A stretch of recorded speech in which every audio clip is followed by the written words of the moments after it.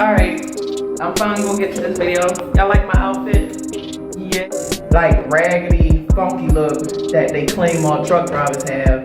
And I'm about to change it into college like businessman buttons, all of y'all. Somebody wrote on my damn truck while I was asleep. Look at this shit. Stupid fuck. You're probably using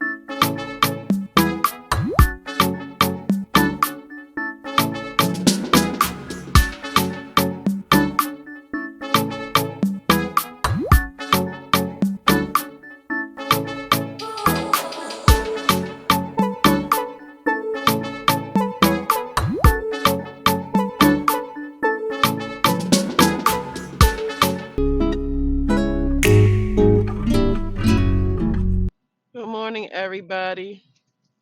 This video, I'm going to talk about, I'm really pretty much using my platform. Like I said, it's therapy for me. You guys are helping me out more than you think just by letting me talk about my experiences. I just want to talk about what it feels like to lose a parent. Um, I truthfully realize that you never understand how it feels. Look, everybody's starting to take it serious. They take it serious a little bit. Everybody got their mask on. You never know how losing a parent feels until you are the one experiencing the loss. It's like when you get the news that mom or dad has finally passed away from whatever ailments, your initial reaction is denial. I know mine was when they told, at first misinformed that they had took her off the ventilator, everything. But then like the next day, like it gave me enough time to actually get up here. I don't know if she waited, you know, because sometimes when people are about to die, for some reason, sometimes some people wait until either you get close, wait till you get close by before they take their last breath. I don't know how some people that's dying muster up the strength to wait until a loved one gets close enough to where, of course, you can be there with them or close to them when they take their last breath. But I feel like that's what she did. She gave me enough time here. When the misinformation was said, she was still on life support. I got up here the next day. That was when, I guess, her battle of fighting the virus was over, because that's when the doctors confirmed that, you know, she didn't pull through. I'm grateful a little bit for the misinformation, because me thinking that she was gone while I was driving up here to Maryland, it gave me enough time to process and somewhat start the process of, not to say accepting, but realizing that, you know, my mom's not here no more. So the whole ride up here, I'm like, no, this can't be. You know, I mean, from North Carolina to Baltimore, that's about a 7-hour drive from where I had to go. 7 hours, man. Boo-hooing, face drenched, clothes drenched. I mean, boo-hooing. And it's like when you first get the initial news, and it's really about anybody that's close to you, you care about. You start going through all the good memories, some of the bad memories, but it's memories that you start thinking about, or you start going through, well, was there anything that I could have done to prevent this? Or like, nah, she not gone. This can't be happening. Like, this really cannot be happening. So many ups and downs.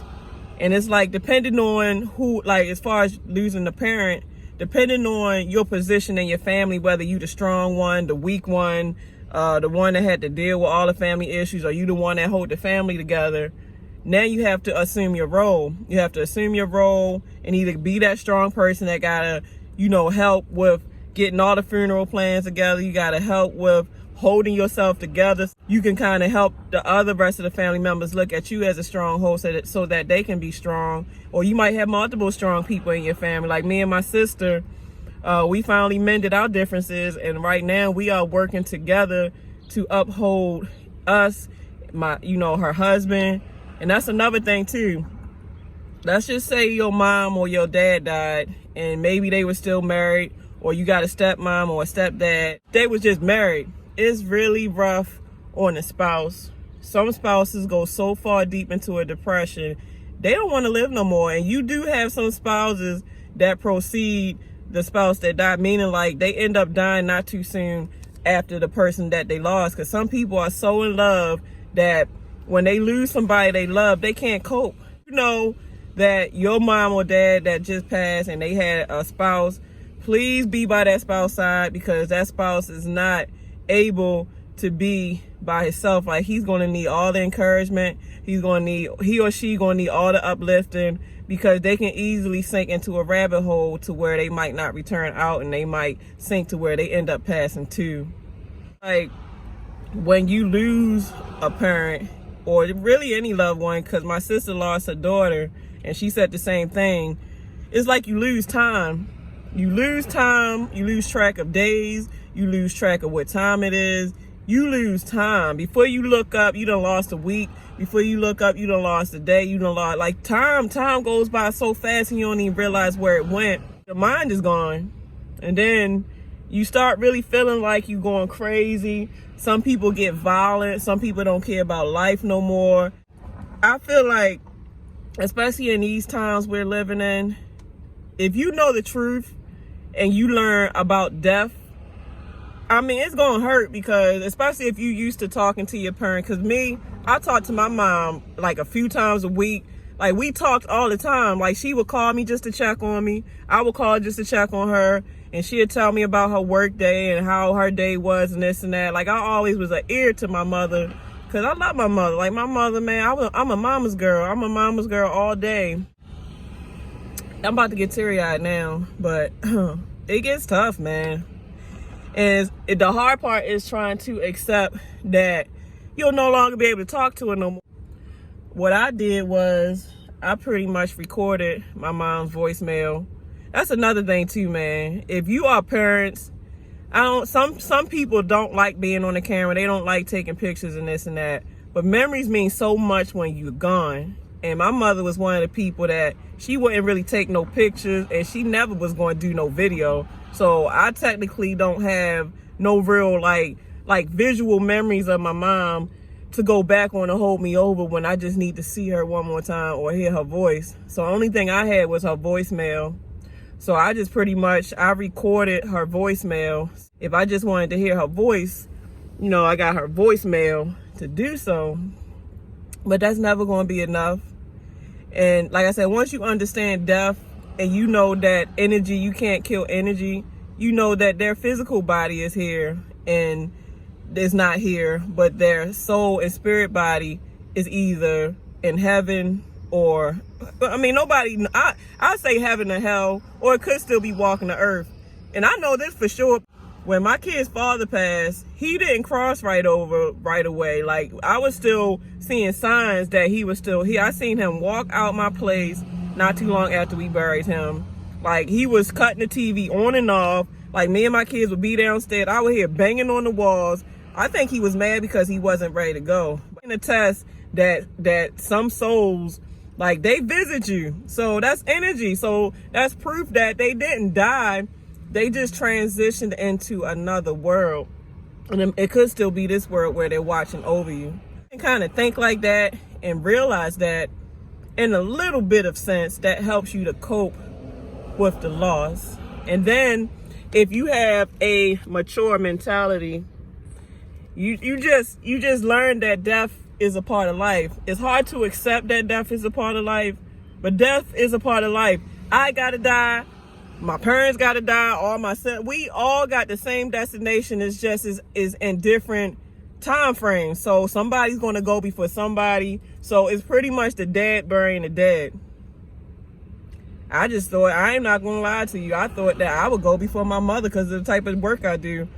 I thought that she'd at least be here until she was about 70 or 80. I feel like she went a little bit too soon, because 60, and really she was gonna be 60 this year. But 59 is too young, all because government Trump want to fucking not tell people about this virus now. This virus is claiming people immaturely. Virus is really attacking people that have underlying conditions, especially diabetics. Anything that is compromising your immune system, you have to be careful the most. My mom had diabetes, high blood pressure, and thyroid, but what was really killing her was the diabetes and the high blood pressure. Because while she was in the hospital, I asked them what kind of medicine was they giving her. And I think she said initially when people come in the hospital for initial diagnosis, they give them hydroquin. I think hydroquin for the first week to see how it works. And after that, there's no protocol. They don't know what to do with these patients that's coming in with this virus. They don't know. And a lot of the stuff that ends up killing these people with this virus is the pneumonia. So they was giving her antibiotics. Like I said, they was giving her the malaria shit with the malaria with the lupus medicine. So I probably need to see if they can do an autopsy, because another thing that concerns me is like you have to put your 100% trust in these doctors now if they go in with this disease, because you can't go and visit your family member. You are not allowed in the hospital, especially on the floor, of course, you know, because you don't want to get infected. But then it's like you have to trust them that they taking care of your mom right. You have to trust that they giving her the right information, that it's not like a malpractice. And it's like, it's your word against theirs. You can't prove that they you know, mistreated your loved one. So I think I need to request a autopsy, because if that's a malpractice, that ain't right. Because I feel like they're so overwhelmed on that floor. Even though I'm not discrediting healthcare professions or anything, because I thank them for risking their life and putting all their time and effort in to try their best to save people. But just like you got bad apples in any bunch, I'm sure there's a couple of bad apple doctors that probably is overwhelmed. They just trying to get people off the floor so they can get more open beds, because some of these hospitals probably don't even have beds. In here struggling, trying to put beds together to try to accommodate all the people that they have to deal with. Because I've been calling multiple times a day to check her status. And one lady said, she said, ma'am, we are overwhelmed. We are doing the best we can with your mom, but we are seeing a lot of patients on this floor. And we're doing the best. We are very overwhelmed. And the way she said it, you can hear the fear and the hurt in her voice. Like, it's not easy on them healthcare professionals. They doing what they can. Like I said, losing a parent, you never know how that feel until you in somebody's shoes. You can never fully understand until it's you. And it's like a piece of you is gone, especially if you was close to them and you was talking to them and visit them a lot. Like, if you was used to visiting the house, now the house is kind of weird to go to anymore because they're not there no more. And then the memories bring back sadness. You have to just kind of let time get under you to take the sting away, because the hurt will never go away. Just over time, it don't hurt as bad. But you have to catch yourself, because I was crying so much and hurt so much to where my chest was starting to hurt. And I think I did that when my kid's father died. I was crying and so hurt. Like, I felt like I was almost about to have a heart attack. You have to control your thoughts. Don't think into it so much to where your heart hurt and you getting headaches. You just feel so stressed, because you know that stress lowers your immune system too. And in these times with this virus going on, you can't afford for your immune system to be compromised by any means. I know I still have kids to live for. I still have other family members to live for. Sometimes when it's your time, sometimes when it's your time to go, it's your time. I guess her time was yesterday, so I can't say accept it, because I never accept death, but I have to understand that this is part of life's process, is we live to die, which I never really understood. Sin is the cause of death. So this world is such a sinful place. And you know what? You gotta look at it this way. This world is going in the handbasket so much that any loved one that go in peace, because they said she went in peace, because once she went into a coma, I really feel like she kind of was leaving then. So once she went into a coma, she was hospitalized for a whole week after. So I guess when she went, obviously she went in peace. So if your loved one go in peace, that should kind of give you a little bit more comfort of just them going, in the sense that at least they didn't suffer. So I'm waiting on my brother, because we have to go to the funeral home. So I gotta see if we can get an autopsy done. But yeah, it's not gonna be easy. And the crazy thing is, when you lose your parents, that's not the last time you're going to lose people, especially as you grow old. As you grow old, people are going to continue to die. So you have to prepare yourself for life. That's part of life. That's the cycle of life. You come, you go, and a lot of people you care about, they're going to go, and eventually you going to go. So prepare yourself. Prepare your mental. Just prepare yourself, because in these times, we don't never know who's next. So y'all love each other, take care of each other, build great memories. Take memory pictures, videos, so if something happened to you, they got your videos and your pictures to go on. Like, I don't even have no recent videos with my mom. I don't even have nothing. So I'm having to go on shared memory of her voice and shared memory, of her, because I don't even think she took no recent pictures. So all right, guys, time is of the essence. I don't even know if to say I'm making better time of it. I think that's my brother right there coming up. Let me see. Is that him coming up? Let me see. All right, y'all. Deuces. Well, this is where this is going to be her final resting place. We're going to get her into a mausoleum. Got my brother here with me. Me and my sister making final arrangements. Man, this stuff costs a lot of money. So y'all need to have y'all final arrangements planned for your last day, because everybody got to go. So have y'all life insurance policies set up, your will, all that stuff. So